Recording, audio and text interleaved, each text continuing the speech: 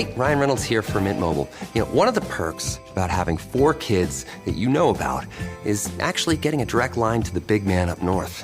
And this year, he wants you to know the best gift that you can give someone is the gift of Mint Mobile's unlimited wireless for $15 a month. Now, you don't even need to wrap it. Give it a try at mintmobile.com/switch. Upfront payment of $45 for 3-month plan equivalent to $15 per month required. New customer offer for first 3 months only. Speed slow after 35 gigabytes if network's busy. Taxes and fees extra. See mintmobile.com. Hey, I'm Mishi Harman, and this is Israel's Story. Our episode today, Frankly, My Dear. That's dear, double E.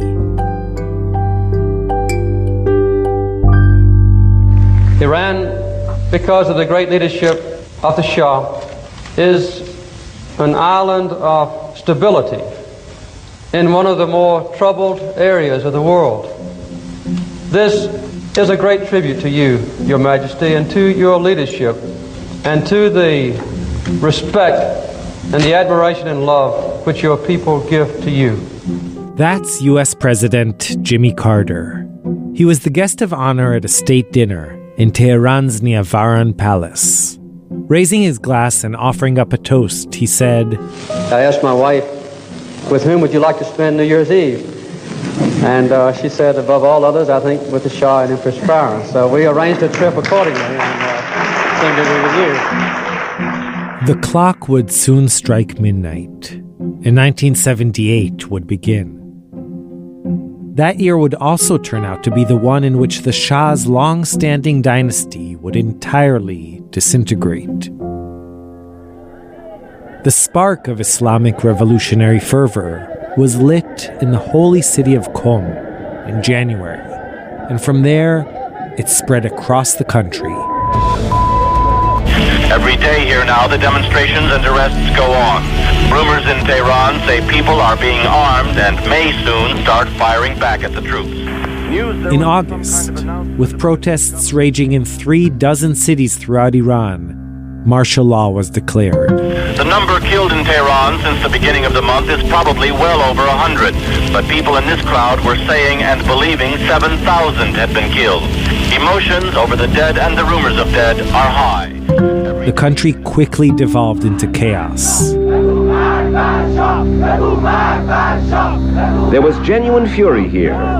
A protest not simply for political freedom, but against low wages and high inflation, against huge military expenditures, against corruption and foreign influence. And orchestrating all this, fanning the flames from the sleepy village of Neauphle-le-Château in northern France, was the exiled Shiite cleric Ayatollah Ruhollah Khomeini.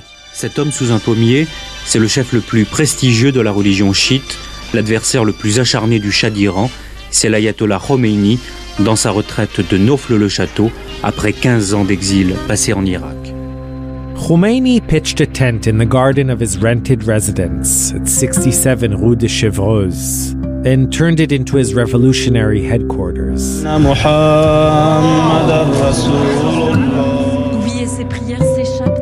It was there that he met with journalists, diplomats, and activists.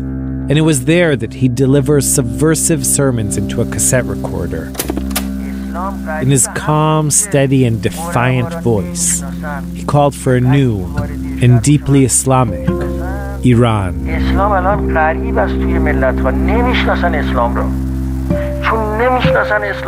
The tapes with the recorded sermons were then played over the phone to revolutionaries in Iran, who sat on the other end of the line with recorders of their own.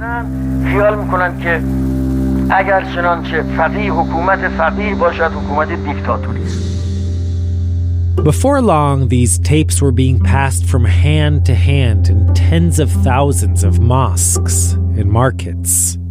There was, of course, no free press under the Shah's authoritarian dictatorship, so Khomeini's words traveled underground, igniting a revolution one tape at a time.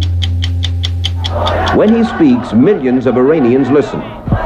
He tells them the Shah should be arrested, tried for crimes against the state, and ousted, and that a Muslim state should be established.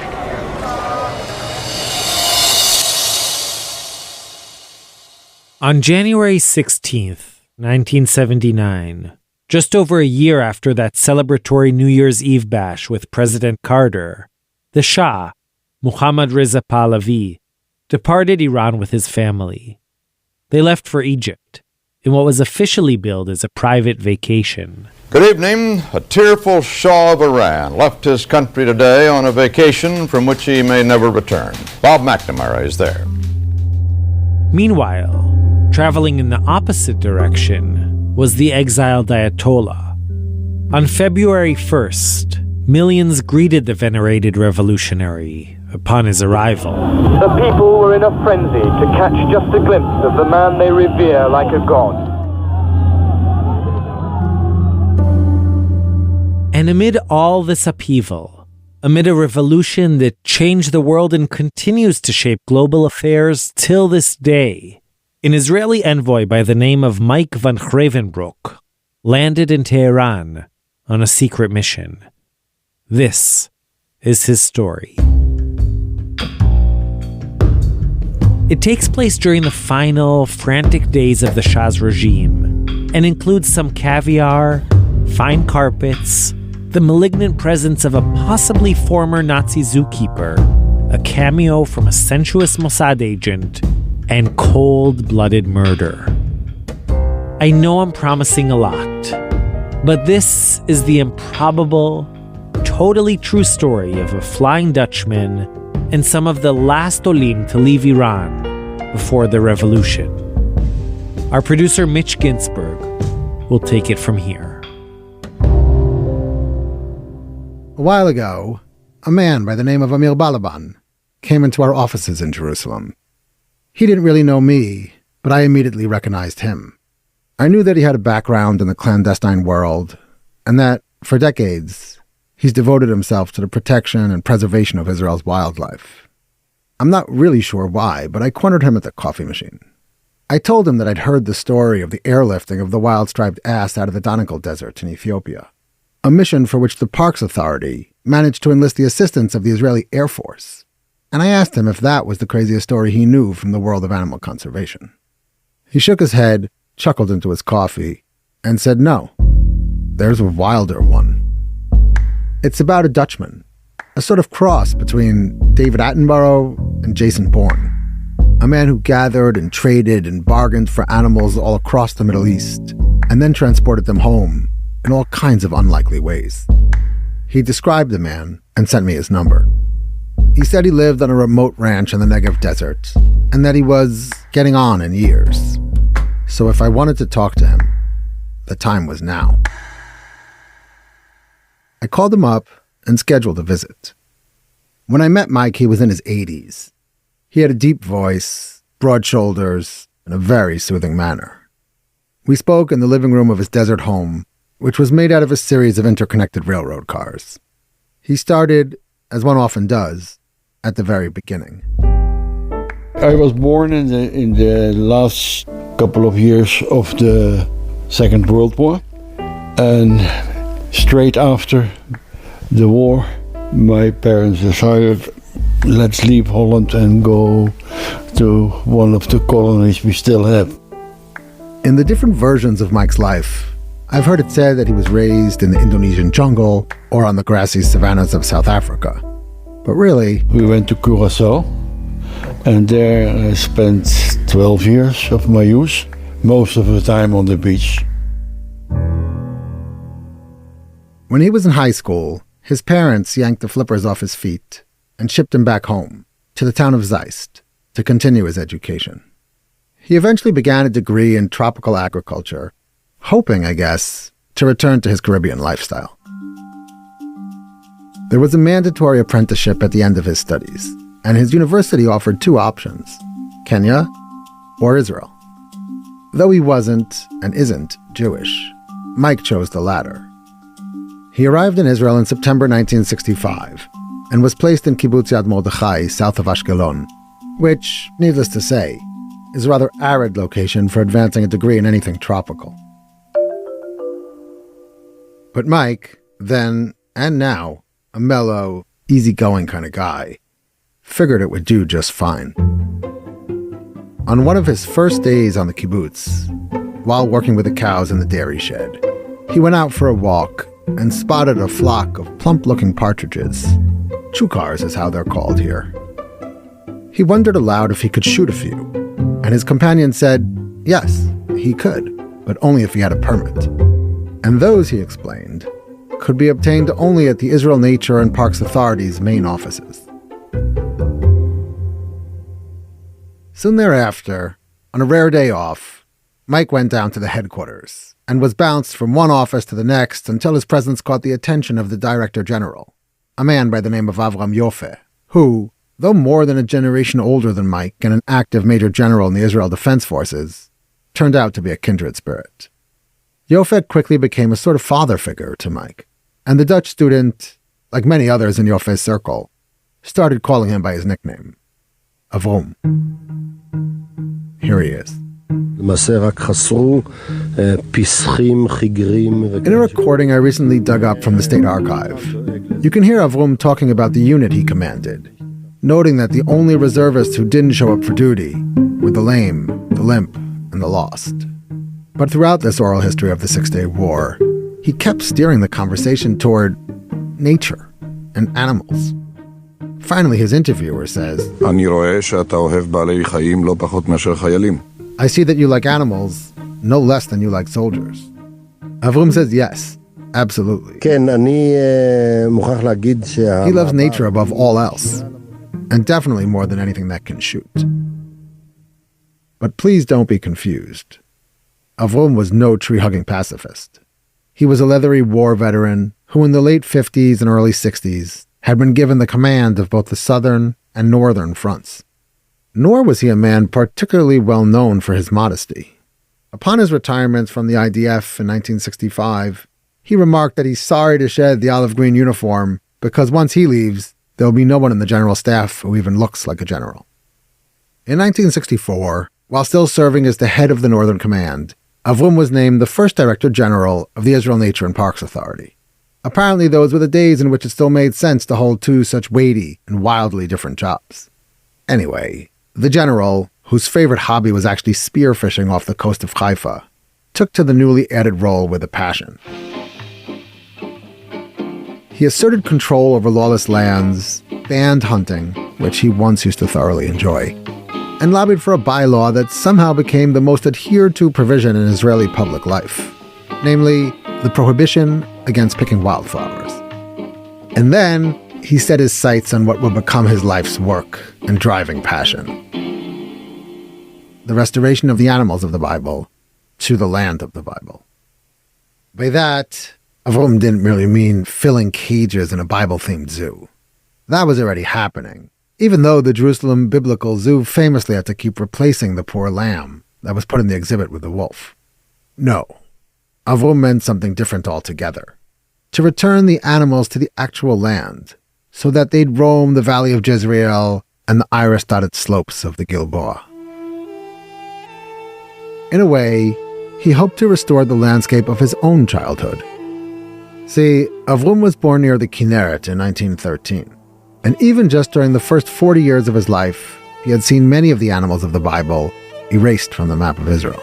Like the bears, the Syrian brown bear is 1917. This is Dr. Sigalit Hertz, the Director General of the Biblical Zoo in Jerusalem, where, in case you were wondering, lambs are no longer sacrificed to make a biblical point.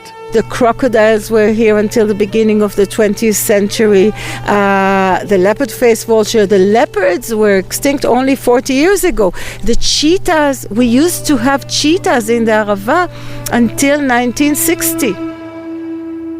Lamenting all that was lost, Avram, like so many early Zionists, looked to the Bible as a guide of what could and should be.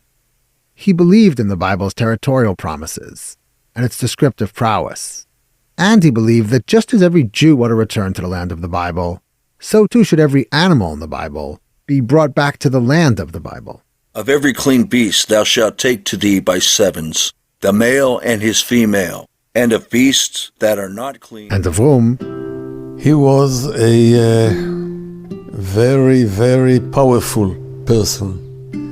And when he wanted something, he rushed into it.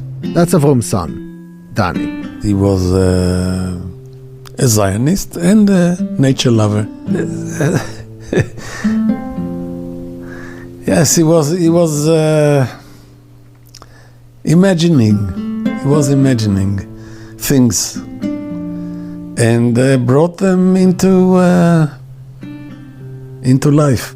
As head of the Israel Nature and Parks Authority, Avrum decided that repatriating the animals of the Bible to their ancestral homeland would be his crowning jewel, his life's mission, his Noah's Ark. But just as Noah had his 3 sons by his side, Avrum knew he too would need help. And my father always said that it is not a work for Jews.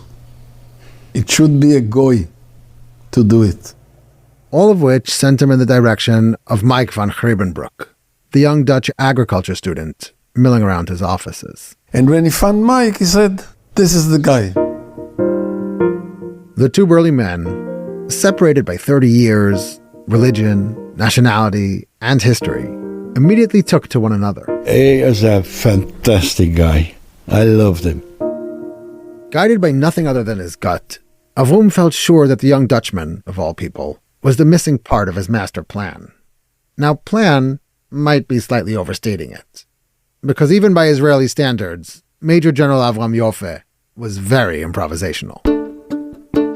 Avrum told Mike all about an acacia-studded desert enclosure in the Arava wilderness, where he envisioned placing the animals before they'd be released back to the wild. He came out with a beautiful prospect with endangered species, all of them in it, and this and that, and a big area. He hyped up the reserve so much that Mike couldn't wait to see this Israeli Serengeti.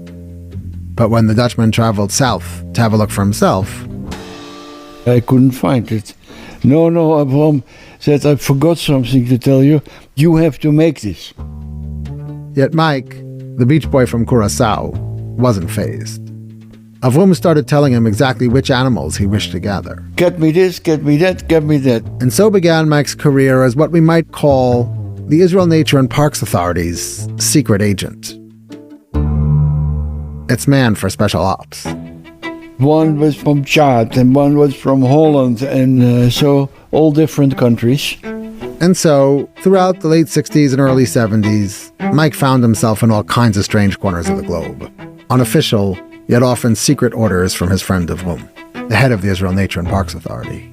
We went into the desert to capture the Somali wild asses, the arod, and they're beautiful. They have a bluish purple shine on them, and they have below their belly there are rings around the legs like a zebra.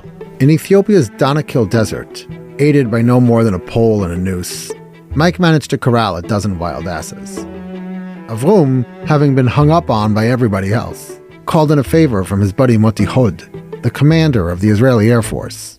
And indeed, soon enough the Dutchman looked up and saw a giant Hercules C-130 coming in for a landing on a pockmarked patch of dirt to ferry the fancy donkeys back to their ancestral home.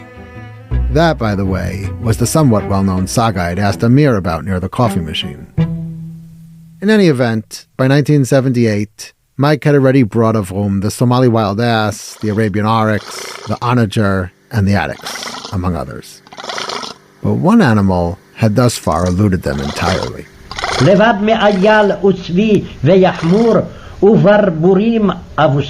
The Persian fallow deer. They were mentioned in the Bible, and they lived here until 1800 in Israel. What was once a thriving population, and even, according to the Book of Kings, a fixture on King Solomon's table, had been pushed to the brink of extinction. By the mid-20th century, there was rumored to be in the whole world just a single wild herd of Persian fallow deer, roaming the forests in the north of Iran. Living in the wooded regions near the Caspian Sea, the herd was first spotted in 1955 and appeared to consist of no more than 24 specimens. Avrum and Mike, eager to bring them home, kept a close eye on their whereabouts. He wanted them badly. And so, using all his ties with the powers that be, Avrum got himself invited to a luncheon in Tehran, with the Iranian prince, Abdul Reza, the brother of the Shah. Over fine cuisine and, I can only presume, an abundance of other luxurious Iranian delights, Avrum cautiously brought up the Persian fallow deer. Might His Royal Highness, he wondered, be willing to part with a few specimens from his elusive and rare herd and either gift or sell them to the State of Israel? The prince was unexpectedly amenable, but did have a price. He'd like, in return, he said, a certain animal for his private collection of taxidermies. An animal Israel happened to have. The Nubian ibex we have here in the wild. Avrum's face turned white. The Nubian ibex was quite literally the symbol and mascot of the Nature and Parks Authority. How would it look if Avrum himself would sanction its slaughter? He tried to push back, but the prince made it clear that this was the asking price. If Israel wanted its Persian fallow deer, it would have to sacrifice 2 of its ibex that would be stuffed and flown back to Tehran, where they'd be ceremoniously mounted on a royal wall. Avrum took the conundrum to Israel's agriculture minister, Ariel Sharon, and Avrum knew what he was doing. Not only was Sharon, a former general and future prime minister, his old army buddy, but like Avrum himself, he was a well-known fan of the improvisational style. So it perhaps comes as little surprise to learn that without asking too many questions, Sharon gave Avrum a one-time permission slip, written in his own hand, stating that in the national interest of the State of Israel, 2 wild ibex may be shot and killed. Soon enough, an Iranian plane touched down in Eilat. The royal insignia on the tail was covered over, and out came Prince Abdul Reza and his personal hunter. The hunting party proceeded to roam the wadis of Ein Gedi and Sde Boker, but were unsuccessful in locating an ibex fit for a prince. The questionable deal that Avrum had struck seemed to be in jeopardy, so once again, the Flying Dutchman was summoned.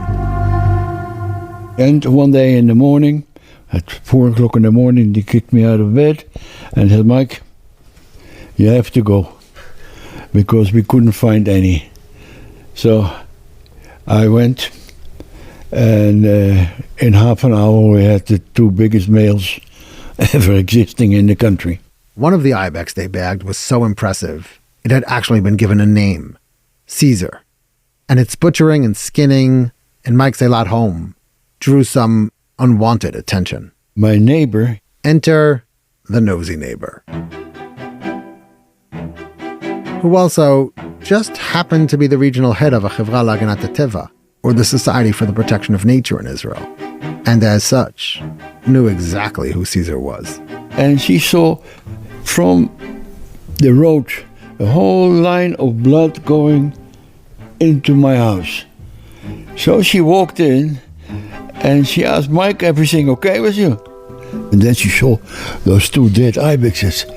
He said, are you crazy? Are you crazy? Mike pulled his neighbor aside and produced Arik Sharon's note. He explained to her that she had stumbled on something way above her pay grade, and that she'd be wise to keep quiet about it. Somehow, that seemed to work, and the prince was allowed to return home with his horn trophy. But the reciprocation was slow in coming. All of Avrum's requests to come to Iran to pick up the deer that had been promised to Israel went unanswered. The prince appeared to be ghosting him. And then suddenly, Avram got a phone call from Iran. It was the prince himself who said, listen, I'm in a few days leaving the country because there is a revolution here. We are in danger, so if you want your animals, you have to come now. This was late November 1978. The turmoil, Abdul Reza explained, was everywhere, and the dynasty was teetering. Avrum understood it was now or never. Israelis already had a very hard time coming in and out of Iran, so Avrum promptly called up his man for special missions and said, are you ready? He said, for what? Iran. You have to go because you're the only one in the whole nature reserves with a proper passport. If we send Israelis, they never come back. Mike dutifully packed up his tranquilizer kit and some other tools of the trade and notified his wife that he'd be leaving the country immediately. I asked him if he'd been following the news out of Tehran. Yeah, absolutely. Yeah. But you weren't worried? Huh? No. I'm not so quickly worried. No. It was precisely for these kinds of sensitive missions that Mike kept no less than 4 Dutch passports. After all, he told me, you don't want the authorities in Tehran asking what you were doing in Kuwait, or an immigration officer at Heathrow inquiring what sort of business you had in the hinterlands of Haile Selassie's empire. In any event, the Dutchman quickly snatched the appropriate documentation and made his way to an airfield in Eilat, where a small Piper Cub was all set to fly him to the international airport in Lod. Mike approached the plane and found a gorgeous woman waiting for him on the tarmac. Beautiful, very exotic. She introduced herself as Shoshana. Shoshana was a spy in Iran. She'd been sent by Avrum to prep Mike for his Persian mission. With no time to spare, she dove right in. And she said, Mike, from now on, no shaving anymore. Put a hat on and put it right over your eyes that nobody sees that you have blue eyes. And she gave me a little bit of a lesson in behavior and this and that and what to do. And with that, he was off.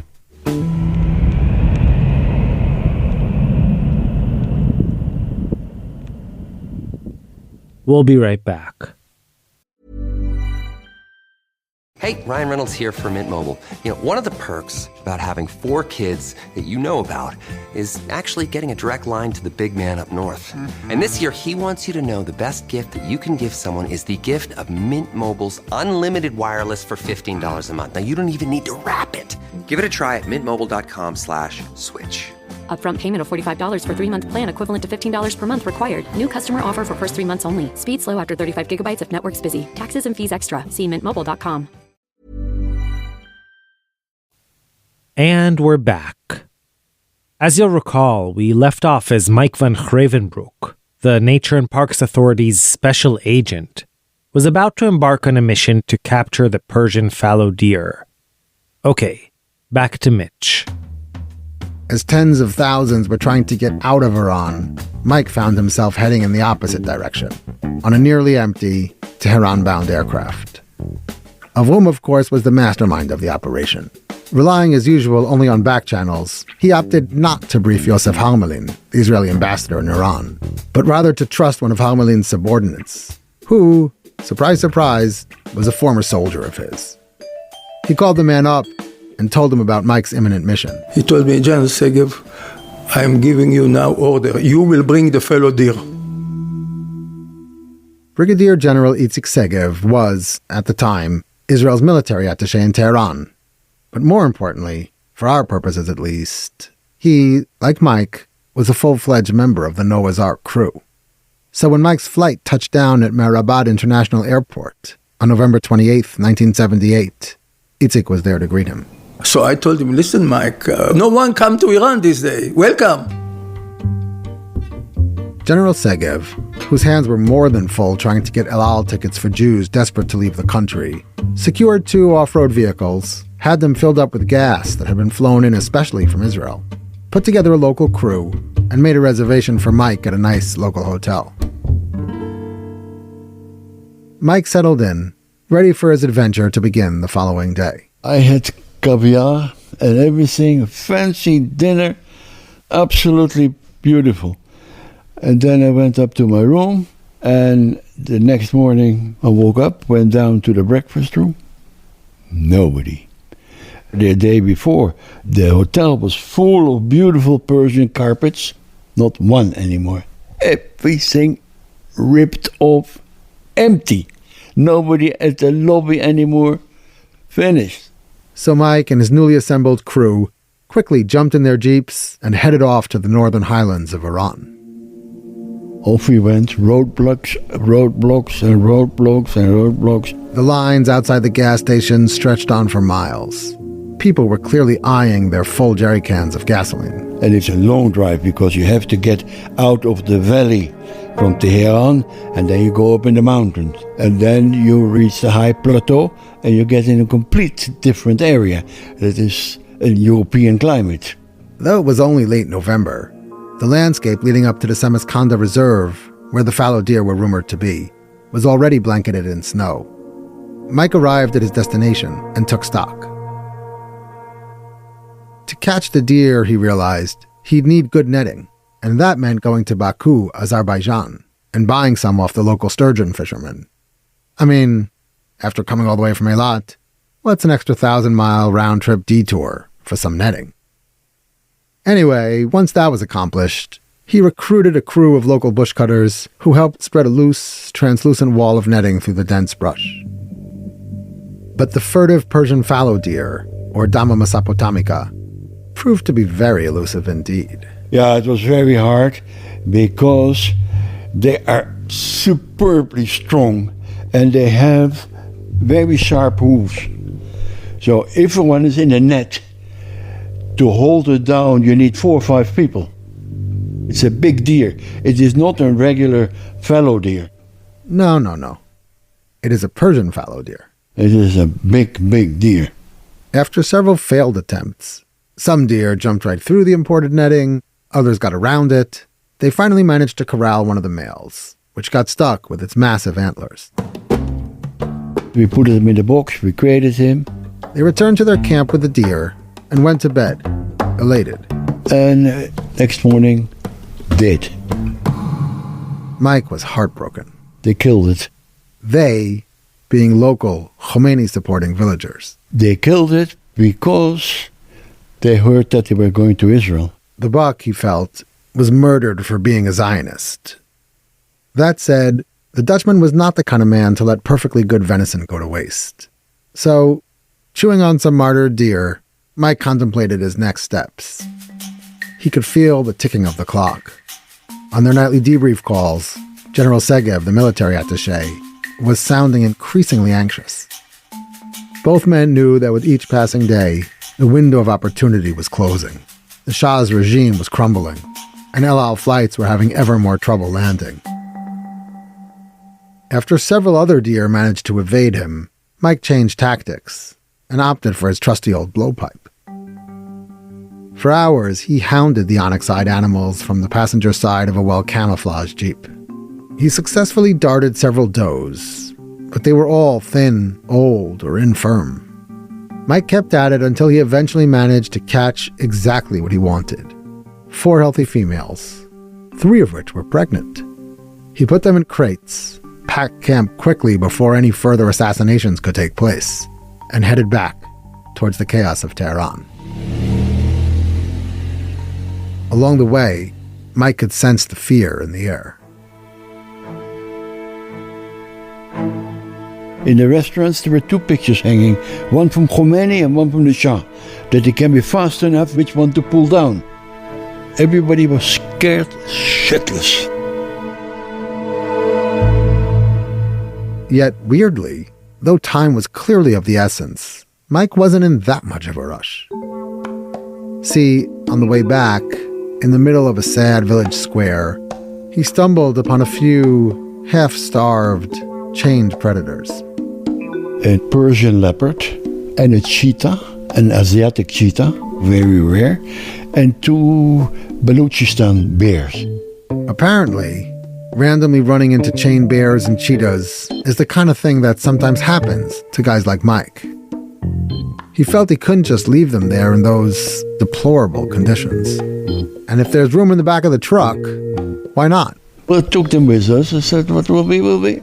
So, Mike, with 4 fallow deer, a cheetah, a leopard, and 2 bears in tow, wound his way back to the capital, skirting roadblocks and keeping his blue eyes shielded, as Shoshana had instructed him. Meanwhile, back at the embassy, General Itzik Segev was getting ready for his arrival. Mike gave clear instructions as to what he'd need for his deer once he got back into town, but somehow, well, neglected to mention the extra passengers. He told me, General Segev, I want you to do me a favor. Please go to the zoo and arrange for me a place. General Segev informed his boss, Israel's ambassador, Harmelin, that he had to step out for a brief moment. When the ambassador asked where he was going, the general sheepishly muttered, "The zoo." So ambassador came to me and told me, General Segev, are you crazy? All the shooting here and there, and you are Israeli general, go to zoo. But General Segev was committed to Avrum's cause, and therefore also attuned to Mike's whims. And besides, he knew the deer would need a safe place to stay while he arranged for their extraction. I reached the zoo, and I saw that the manager of the zoo is Muller, that I did not know before. So I told, I will ask the Nazi to keep the fellow deer that we capture. No, he would not. Yesh gvul lekol ta'alul, as they say. There's a limit. Enough is enough. So General Segev left in a hurry and made preparations to host the deer at the embassy itself. But when he saw the Dutchman and his convoy approach the embassy gates... I almost choked, I am military attaché with full work, with revolution. I have responsibility about all the Israeli and about to evacuate the Jewish. And I become volunteer to take a couple of fellow deer. Now we have a lion and tiger. General Segev most definitely wasn't going to host a cheetah, or as he called it, a lion. Only the fallow deer, he said, would be allowed to stay within the embassy compound. So, Nazi or no Nazi, he made Mike take the predators back to Mueller's zoo, which, by the way, doubled as the royal family's private menagerie. And as it turned out, General Segev's intuition to limit the diplomatic hospitality to herbivores was right on the money. The next day, the Dutchman returned to the zoo. He wanted to check in on his bears and cheetahs, and also hoped to procure some food for his cherished fallow deer. I went to the zoo where we put the predators. They shot him. The alleged Nazi was nowhere to be found, and an irate Iranian mob had apparently taken out its anger on the Shah's pets. Everything he killed. Everything what belonged to the royal family. Shooting. All finished. Stunned, all Mike could do was return to the embassy and sit tight as General Segev arranged for the deer's transport to Israel. This took longer than he thought, and in the meantime he had to keep his precious does in good shape, which meant well-fed. And so, with the streets thrumming with revenge killings and revolutionary fervor, Mike set out to provide. It was in the time that the acorns were falling down from the trees. And there's plenty of acorn trees in Tehran. So I went early in the morning and collected those acorns to feed to the deer. With gunshots ringing from the rooftops, he was crouching down and collecting nuts that had fallen from the oak trees. And each time you cross the road, you hear from the top of the building, Allahu Akbar, brrr, shooting and everywhere. When Mike got back with his nutritious loot, General Segev told him to start packing up. There was a flight leaving for Israel the following day, and if all of the necessary documents were in order, Mike and the fallow deer could be on it. At which point the bane of any clandestine operation reared its ugly head: the paperwork. Though the pro-Israel Shah was officially still in power, the winds had shifted drastically, and transporting anything at all, especially a zoological national treasure, to the Zionist state was simply not going to fly. So, a key component of Avrum's master plan to bring the Persian fallow deer to Israel required a bit of deceit and a lot of cooperation from the reluctant Israeli ambassador, who, after seeing the deer roam the corridors of his embassy, was finally and fully read into the operation. In order for the Iranian authorities to allow the animals out of the country, the ambassador was to write an official letter stating that it had come to his attention that a certain Dutchman, one Mike von Grabenbroek, was transporting some local deer to a zoo in the Netherlands, and that he, on his part, was hereby authorizing a quick layover in Israel. But when Mike pitched the plan to the ambassador, who, by the way, was a former director of the Shin Bet, Hamelin wasn't as enthusiastic as had been hoped. He looked at me and said, Mike, you want me to lie to the Iranians and misusing the Dutch to get a couple of deers out? No way. So, with time running out, space on the plane, after all, being a very sought-after commodity, and Ambassador Hamelin not exactly playing ball with the fauna rescue mission, Mike, like his boss Avrum, decided to improvise. I said, Segev, listen, I'm going to the Dutch embassy. The ambassador is not there, but his secretary is there. Mr. Van Ginkel, such a guy. Mike made his way through the streets of Tehran to the Dutch embassy, marched right up to the secretary, and presented himself. He laid out the entire plan, threw in some good old Dutch humor, and somehow managed to make a friend. And he said, Mike, for sure I'll make you a letter. For sure. And I tell you the reasons. First thing, I like Israel. Second thing, he said, who the hell gives a hell about 4 deers? With a bona fide diplomatic Dutch missive in hand, Mike felt ready to take his posse to the airport. The following morning, 2 chicken transportation trucks pulled up to the gate of the Israeli embassy. Mike and General Segev helped load 2 giant crates onto each truck, pushing them in between the empty chicken racks. And off they went. And then, bloody, the first corner we went in, we had an accident with a Mercedes taxi. And then you know what is happening. Thousands of people around it, and shouting and this and that. Mike instructed the driver to issue profuse apologies in Farsi, disengage from the mayhem, and merge back into the flow of traffic. Miraculously, it worked, and both humans and animals alike made it to the airport in one piece.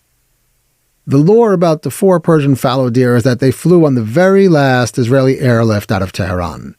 That, I've come to learn, is somewhat of a recurring theme among the Jews who fled Iran in the final days of the Shah's regime, with many, many of the 20,000-odd refugees claiming to have been on that final flight out. But still, and as you can imagine, the scene at the El Al counter was utter bedlam. Families lugging all their belongings, scrambling for tickets, arguing over how many of their prized Persian rugs they could stuff into the overhead compartments. Meanwhile, Mike, armed with Secretary Van Genkel's note, was able to push the paperwork through and oversee the onboarding of his hoofed assets.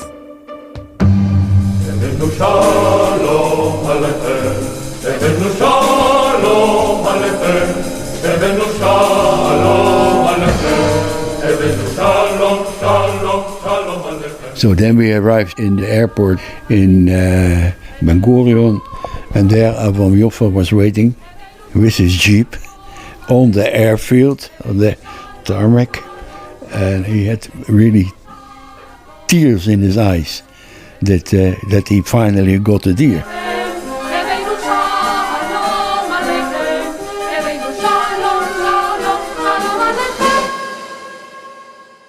And then he said, Mike, you brought me very good news, but I have bad news for you. Although you're back in Israel after successfully seeing the mission through, Avrum told Mike, you are not yet dismissed. You have to stay in quarantine with the animals. I don't want anybody to touch them. So no way of going home. You stay with the animals until they're cleared. The mandatory veterinary quarantine lasted 2 weeks, and Mike dutifully remained by his deer. That's probably a fine place for us to end, with the deer and Mike sharing quarters at the Ramla quarantine facility and the distant city lights of Tel Aviv shimmering in the haze. But the story doesn't end there. After they were released from quarantine, the deer were housed at the Chaybar Nature Reserve on Mount Carmel. There, under the supervision of a Druze caretaker, Yaakov Makladeh, they were supposed to be fruitful and multiply, and then, with time, be released into the wild. Avrum and Mike would go visit the deer often. The original 4 females soon gave birth to a whole slew of fawns, the first Sabra fallow deer in more than 100 years. But with time, Mike and Avrum's visits became less frequent. Avrum, the larger-than-life mastermind, was ravaged by diabetes. Mike, on his end, got divorced and then remarried, and was busy raising ostriches on a farm in the Negev, which was given to him as a gift by none other than Arik Sharon. But the 2 men remained close. Whenever the Dutchman came to visit Avrum in the hospital, the old general would ask to smell his hands and then sigh, relishing the scent of the wild. In April 1983, Avrum died. He was 69. His son, Dani Yofe, co-wrote a biography of his father and aptly called it, "Who Hath Sent Out the Wild Ass Free?" Avram Yoffe, the Zionist Zorba. And that, really, is how he lived his life. Like a Greek bon vivant willing to work like a Jezreel Valley horse. The year after Avrum's death, his protege, General Segev, the military attaché, was struck by tragedy. His 21-year-old son, Captain Sharon Segev of the Armored Corps, was killed in the line of duty. Since General Segev came to consider the successful rescue of the fallow deer to be the pinnacle of his professional career, he chose to place the memorial for his fallen son right next to the fallow deer sanctuary at the Carmel Chaibar. For years, he lovingly tended to the monument, clearing bushels of leaves and dry brush. He delighted in seeing the herd grow and stabilize. By the late 80s, there were 25 deer, and preparations were in place to start releasing them into their natural habitat. But then, on September 19th, 1989, שלום רב לכם, אנחנו בשידור מיוחד בעקבות שריפת הענק שמכלה ממש בשעות אלה את הכרמל. A forest fire broke out, high up on the ridge of the Carmel. When a wall of flames came billowing toward the fallow deer's enclosure, it seemed like all of Avrum, Mike, and General Segev's efforts might go up in smoke. The animal's caretaker, Yaakov Makladeh, fought his way through the inferno. He nearly paid with his life. In fact, he told me it felt like war. אני הרגשתי באותו רגע שאני בקרב, מלחמה. But he made it to the gate, flipped the latch open, and let the deer run free. Guided by instinct, they bolted toward General Segev's brush-free monument, the only place that wasn't ablaze, and huddled there. 19 of the 25 survived. 7 years later, in 1996, the first group of Persian fallow deer were taken out of the Chaibar and released in Nachal Ksiv in the western Galilee. Today, there are about 350 Persian fallow deer running free in the country. A few weeks ago, I asked Amir Balaban, the animal conservationist who first told me about Mike at the coffee machine, to take me out to the deep valleys and round hills west of Jerusalem to find some wild fallow deer. We met at dawn and scanned the dry brush for hours. There was plenty of evidence of different wildlife. That's a golden jackal. That's a gazelle. This is wild boar. This is a striped hyena. But true to its nature, the Persian fallow deer was elusive. We drove around for hours in Amir's pickup truck, occasionally stopping so we could kneel down beside an indentation in the earth that had filled with dust. He read them like a map. Big white track, probably an adult. These are fresh tracks of chukars. This is where they did a dust bath. If we carry on, this is a mountain gazelle. These heart-shaped tracks. Okay, they look large. Probably a territorial male. He's just come from there.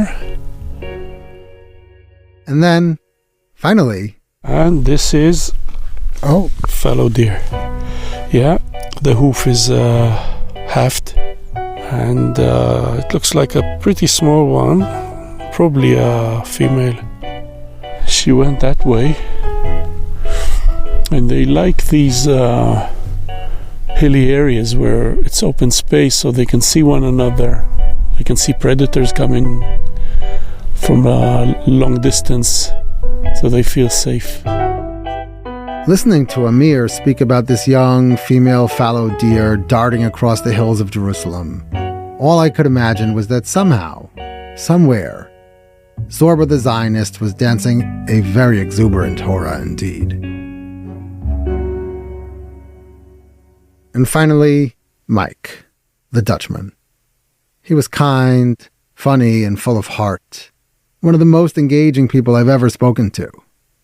He died in December, at the age of 81, not long after we last spoke. I think of him often.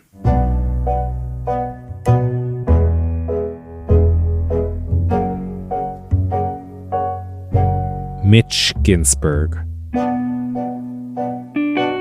Yochai Meital edited this episode, and Zev Levi scored and sound designed it, with music from Blue Dot Sessions.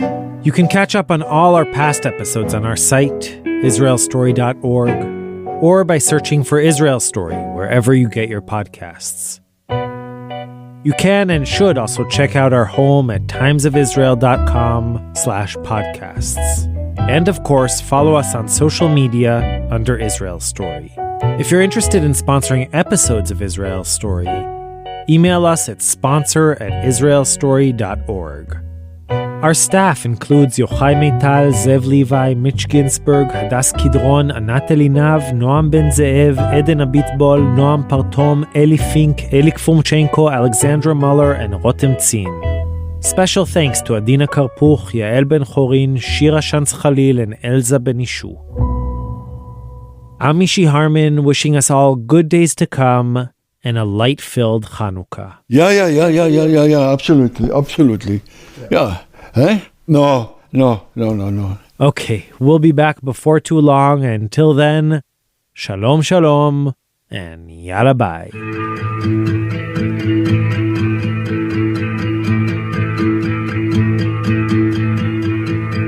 תכניס אותם לרכב, נפתור הכל בדרך.